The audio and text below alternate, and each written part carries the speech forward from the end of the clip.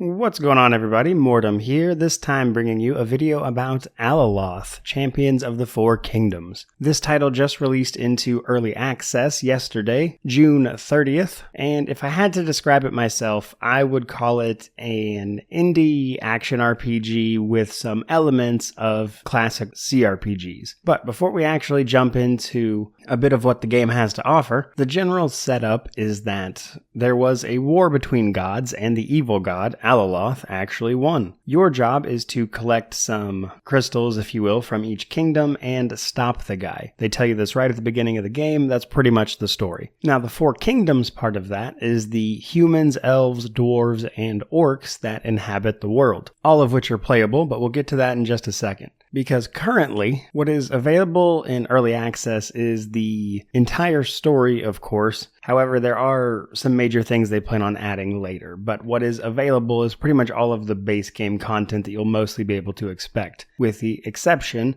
of a few locations and more quests added. The quests that they're planning on adding are apparently going to have multiple options for completion and be a little more complicated than the rather basic fetch and go kill stuff quests that are available right now. This on top of the obvious stuff like balancing and things like that. But probably the two biggest things that they're planning on adding to the full release version of the game, at least, is Strongholds and local multiplayer. So Strongholds are basically what you would expect. They are a fully customizable hub for the player that rather than going to a city, you can have a stronghold that is yours. And then apparently they're also going to be adding local multiplayer features to do things like Arena. They do also mention that they are planning on doing a partial voiceover, which is pretty common for indie games. So while currently there is no voice acting, eventually they will be voice acting the important parts of the game, basically. But from there, let's talk a little bit about the actual game. Now, when you fire up New Game, you'll of course be able to choose one of the playable races, and you'll be able to create your character. Now, broadly speaking, this is mostly cosmetic as well as a little bit of lore. Now, some of your choices do have consequences, but at least for the time being, they're relatively minor. I don't know if that'll change during early access,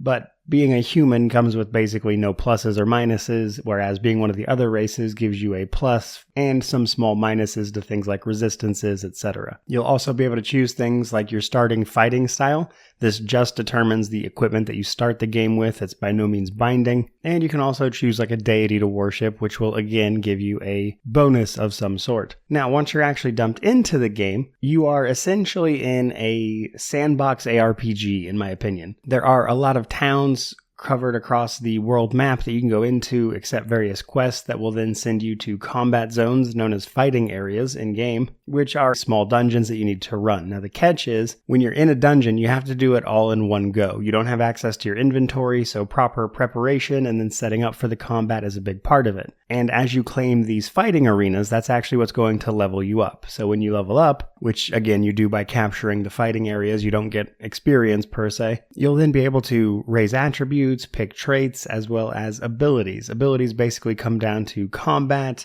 elemental magic, or more arcane magic, if you will. This is where you're going to get things like your abilities, etc., and that's where your build will actually start taking place once you start leveling up. But the combat itself is pretty weighty. I would describe it as mostly being an RPG. However, it is pretty skill-based, meaning that you're going to have to know when to block, when to parry, when to dodge out of the way, which is becoming more and more common of these isometric style games with real-time combat. So I don't think it's anything too crazy in that regard, but it is actually pretty important because, again, you can't access your inventory when you're in dungeons, etc. So what you've got equipment-wise while you're doing that is what you've got. So being able to handle that combat and understanding the nuances of, again, when to do things like parry is a big part of the learning curve. But I would say overall what's here, the combat is pretty fun. As you level up a bit, you do get to fight more fantastical things who have various elemental attacks, if you will, and they kind of do different stuff. And once you actually level up and start gaining some abilities is when the game gets really interesting. But another cool part of the game itself is the world, actually. So in addition to you, There are about 40, at least currently, NPC champions that are also kind of roaming the world, and one of the game modes actually puts them in direct competition with you, where they will be claiming fighting areas and basically just hoovering up resources before you can, which will make the game a little more difficult.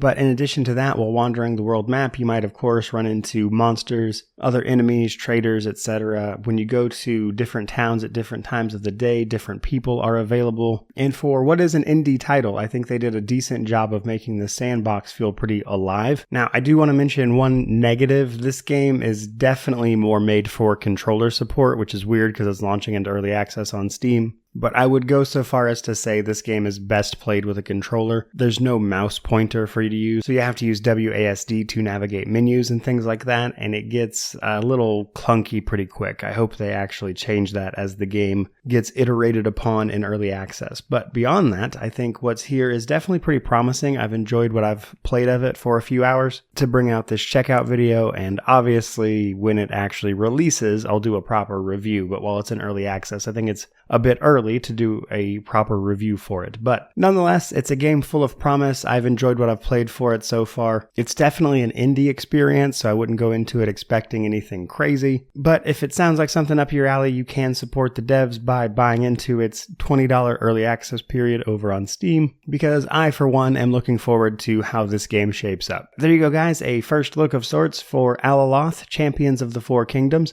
Hope you enjoyed it and the video. If you did, like, comment, subscribe, all that YouTube jazz. But regardless of any of that, truly, just thank you so much for watching. I really do appreciate it. May you wander in wisdom and have an amazing day.